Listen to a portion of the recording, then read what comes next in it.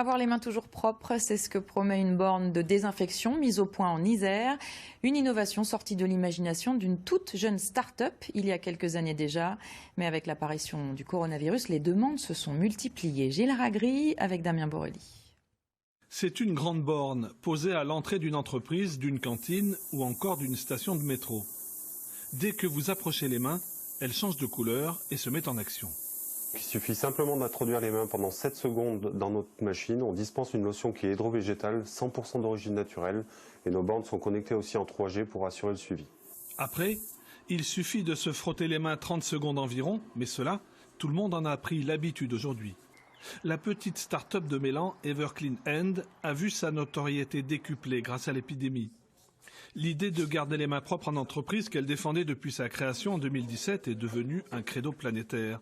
Alors évidemment, le téléphone a beaucoup sonné au mois de mars, mais difficile de travailler à ce moment-là.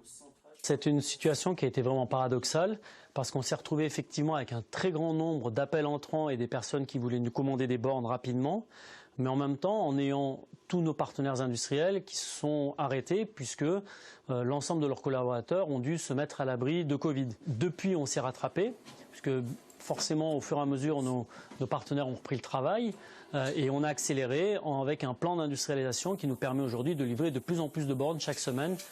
Everclean Hand reste une société à taille humaine. Tout est assemblé sur place en atelier et la quasi-totalité des fournisseurs vient de Rhône-Alpes. La mise en poche du liquide végétal et l'emballage, eux, sont réalisés par des travailleurs handicapés en ESAT. Mais nous voilà aujourd'hui à une période charnière. La start-up qui montait 10 bornes par semaine doit à terme réussir à en produire une centaine, un sacré changement d'échelle. Ça a vraiment été un pas très important à franchir. Et c'est vrai que ça demande un certain niveau d'investissement puisqu'il faut recruter les gens, il faut commander des pièces. Donc pour cela, on a la chance d'avoir des associés qui ont investi de l'argent dans la société encore récemment. Même si la menace du Covid disparaît dans les prochains mois, ils seront toujours là, ils en sont persuadés, car ne l'oublions pas, 80% des infections passent par les mains et la prévention va devenir une obligation.